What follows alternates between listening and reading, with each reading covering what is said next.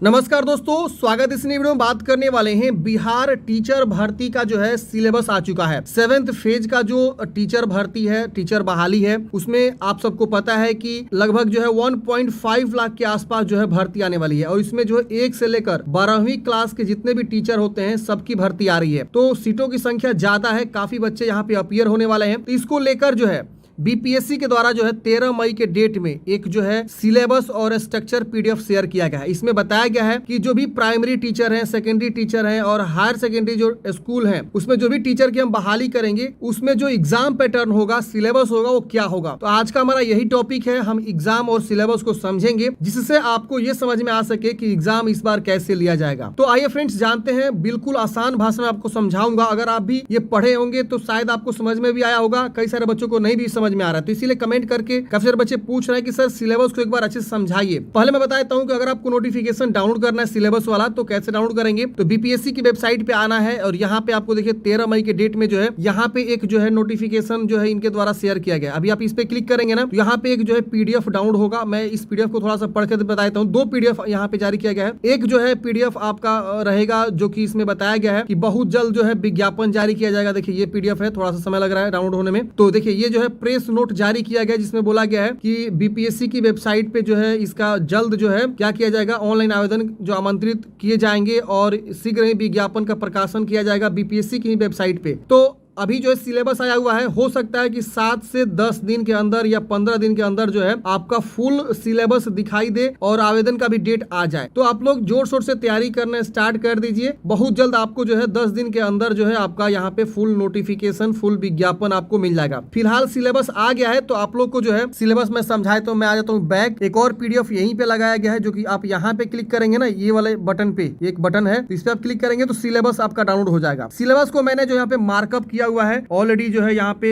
आपको अच्छे से समझा सकूं। तो यहाँ पे आप देखिए सबसे पहला जो है यहाँ पे आपको मैं बता देता हूँ। देखिए इसमें जो है हर एक लेवल पे 250 मार्क्स के क्वेश्चन होंगे। तो हम एक एक करके डिस्कस करेंगे। तो जो भी लेवल पे आप फॉर्म भरेंगे, भले आप प्राइमरी लेवल पे भरिए या सेकेंडरी लेवल भरिए या हायर सेकेंडरी, आपको 250 जो है क्वेश्चन यहाँ पे सॉल्व करने हैं और आपको 250 मार्क्स ही मिलेंगे। निगेटिव मार्किंग हम आगे बात करेंगे और कितना % क्वालिफाइंग मार्क्स होगा ये भी हम आपको समझाने वाले हैं। कौन सा सेक्शन मैंडेटरी है, कितना % करेंगे तो आपका जो है काउंसलिंग होगा, नहीं तो नहीं होगा, आप जो है क्वालिफाई नहीं माने जाएंगे। ये भी हम आप डिस्कस करेंगे। देखिए सबसे पहले बताया गया है यहाँ पे लैंग्वेज, ये जो है क्वालिफाइंग मार्क्स के होंगे जिसमें 100 क्वेश्चन रहेंगे। पार्ट ए में 25 क्वेश्चन और पार्ट बी में जो है 75 क्वेश्चन, यानी पार्ट 1 और पार्ट 2 ये आप समझ लीजिए 2 घंटे समय मिलेगा। 100 मार्क्स का होगा यहाँ पे 25 नंबर जो है आपका, जो कि पार्ट 1 से और पार्ट 2 से 75। ये सबके लिए, भले आप जो है 1 से 5 के लिए आवेदन करिए या 6 से 8 के लिए आवेदन करिए या 9 से 10 के लिए या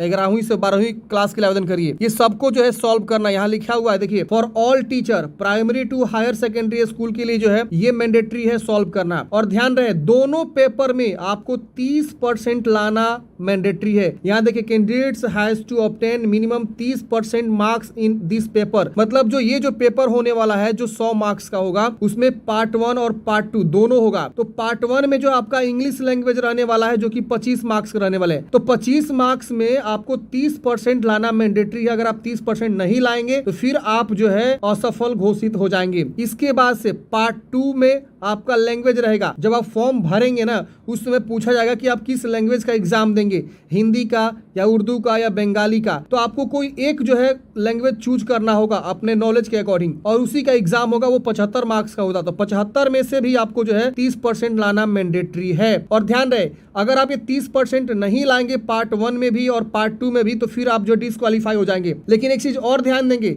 ये जो मार्क्स है लैंग्वेज वाला ये आपके मेरिट में नहीं जुड़ेगा। जो मेरिट बनेगा मेधा सूची उसमें आपका जो है पार्ट 1 का जो है कोई भी मार्क्स आपको नहीं जुटने वाला है। लेकिन क्वालिफाइंग आपको जरूरी है, 30% लाना जो है दोनों पार्ट में मैंडेटरी है। इस चीज को ध्यान दीजिए। कई सारे लोग बोल रहे हैं कि किसी एक ही पार्ट में आपको जो है यहाँ पे 30% मतलब दोनों को मिला के 30%, नहीं ऐसा नहीं है। दोनों पार्ट से पार्ट 1 और पार्ट 2 दोनों पार्ट में 30% आपको लाना मैंडेटरी है। यानी 25 अगर इंग्लिश से क्वेश्चन आएंगे तो लगभग जो है 8 से 9 क्वेश्चन आपके सही होने चाहिए, रॉन्ग नहीं होने चाहिए। इतना आप सही कर देंगे तो आप क्वालिफाई हैं। इसी तरह से आप पार्ट 2 में भी निकाल लीजिए, 75 क्वेश्चन का 30% निकाल लीजिए, कितना आप सही बनाएंगे तो आपका जो है सही रहेगा। तो इस तरह से, और निगेटिव मार्किंग है तो ध्यान दीजिएगा 30% लाना आपको मैंडेटरी है। तो इतना आपको समझ में आ गया। पार्ट जो ये लैंग्वेज है जो 100 मार्क्स का होगा, जिसमें 25 आपका इंग्लिश और 75 जो है आपके कोई लैंग्वेज रहेंगे जो आप चूज करेंगे। तो ये आपको सबके लिए है, 1 से लेकर 12वीं सभी के लिए है। तो ये 100 मार्क्स आपको समझ में आ गया। ये आपको बिल्कुल जो है ध्यान में रखनी है कि 100 मार्क्स का हमारा जो है सबके लिए है। अब बात आती है स्टेज वाइज, जिसे यहाँ पे देखिए प्राइमरी स्कूल के लिए अगर कोई बंदा आवेदन करेगा तो प्राइमरी में देखिए 1 से 5 होता है, आपको भी पता है प्राइमरी लेवल का 1 से 5। तो इसमें जनरल स्टडीज रहेंगे, 150 क्वेश्चन के 2 घंटे समय मिलेंगे, 150 मार्क्स आपको मिलेंगे। प्लस जो है ऊपर वाला आप जोड़ लीजिए, जो ऊपर मैंने आपको बताया ये वाला जो है आप जोड़ लीजिए, तो इनका जो है 150 का ये हो जाएगा।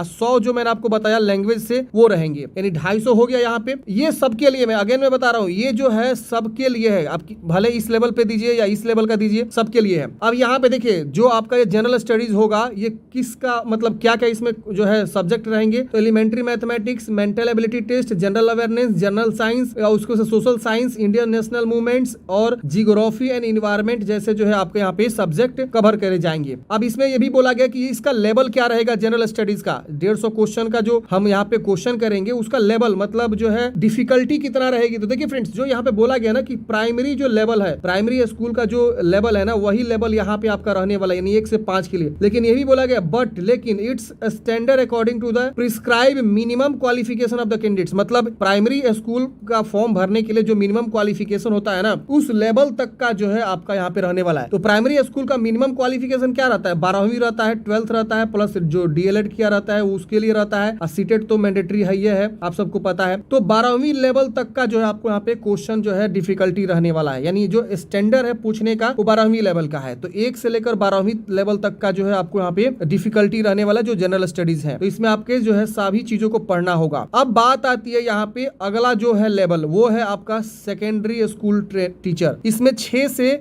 10 तक आ जाएंगे, लेकिन इसमें भी 2 पार्ट हो जाएगा। एक हो जाएगा 6 से 8 के लिए और एक हो जाएगा जो है 9 से लेकर 10 हाई स्कूल के लिए। अब इसमें देखिए आपका क्या रहने वाला है। इसमें आप लोग भी जानते हैं कि आगे जब भी होता है 6 से 10 के बीच, उसमें जो है हर एक सब्जेक्ट वाइज टीचर होते हैं। क्या होते हैं, सब्जेक्ट वाइज टीचर होते हैं। ये मैं आपको इसलिए एग्जाम्पल दे रहा हूँ ताकि आप आसानी से समझ सकें। तो इसमें भी 150 मार्क्स तो होंगे ही, लेकिन जो है 100 मार्क्स पार्ट 1 और पार्ट 2 50 मार्क्स होगा। अब पार्ट 1 जो होगा वो आपका जो सब्जेक्ट पेपर आप चूज करेंगे, फॉर्म भरते समय आपसे पूछा जाएगा कि आप जो है सोशल साइंस के टीचर बनेंगे या मैथमेटिक्स के या साइंस के या इंग्लिश के टीचर बनेंगे, या मतलब कौन से जो है विषय के आप टीचर बनेंगे। जो आप सब्जेक्ट पेपर चूज करेंगे फॉर्म भरते समय, वो आपसे पूछे जाएंगे 100 मार्क्स के, और 50 मार्क्स क्या होगा पार्ट 2 में। तो पार्ट 2 वही जनरल स्टडीज। तो जनरल स्टडीज जो है 50 मार्क्स का आपका जो यहाँ पे कंपलसरी है, और यहाँ पे बोला गया है कि इसमें जो है एलिमेंट्री मैथमेटिक्स होगा, general awareness, general science, Indian national movement and geography जैसे क्वेश्चन रहेंगे। और क्वेश्चन जो है the question of general studies will be related to the syllabus, जो सेकेंडरी स्कूल का स्टैंडर्ड होता है उसी के बेस पे आपका जो यहाँ पे सिलेबस रहने वाला है। तो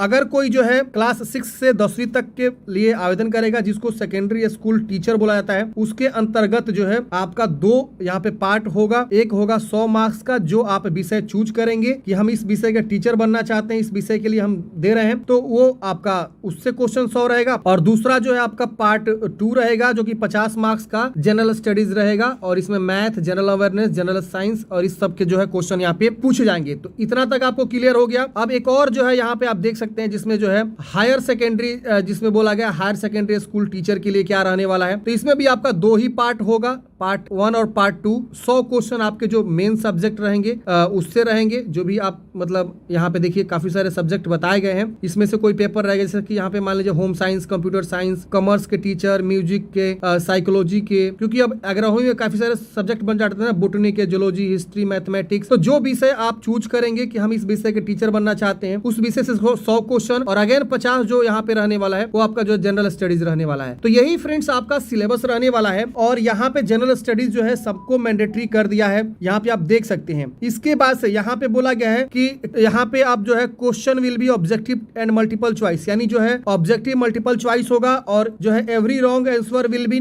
डिडक्टेड एज अ पेनाल्टी, यानी पेनाल्टी आपको लगने वाला है। यहाँ पे समझ लीजिए, सीधी बात समझ लीजिए, आप लोग जब यहाँ पे जोड़ेंगे ना हिसाब तो आपको समझ में आ जाएगा। यहाँ देखिए 150 क्वेश्चन है और यहाँ पे आपको जो है बोला गया 2 घंटे समय मिलेगा और इसमें मार्क्स भी यहाँ पे देखिए बताया गया टोटल मार्क्स कितना है सबका, यानी 100 क्वेश्चन 100 मार्क्स। यहाँ देख रहे हैं ना 25 question 25 marks, 75 question 75 marks, 150 question 150 marks. तो इस तरह के जितने भी पेपर होते हैं फ्रेंड्स, उसमें जो निगेटिव मार्किंग होता है वो 1/4 होता है। क्या होता है? 1/4 का निगेटिव मार्किंग होता है, या 0.33 यहाँ पे आपका जो है निगेटिव मार्किंग जो है होता है। यही या तो ये रहेगा या तो ये रहेगा, इसी में से दोनों में से कोई आपका निगेटिव मार्किंग रहेगा। ज्यादातर चांस क्या रहेगा? 1/4 का ही जो है निगेटिव मार्किंग आपको रहेगा। तो ये मतलब 0.25 मार्क्स आपके काट लिए जाएंगे एक जो है रॉन्ग आंसर पे। तो मुझे जहां तक लग रहा है कि रॉन्ग आंसर